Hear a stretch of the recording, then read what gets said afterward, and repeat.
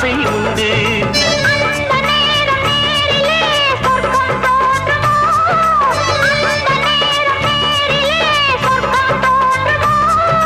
காணாததும் கேளாததும் காதலில் விளங்கிடுமோ?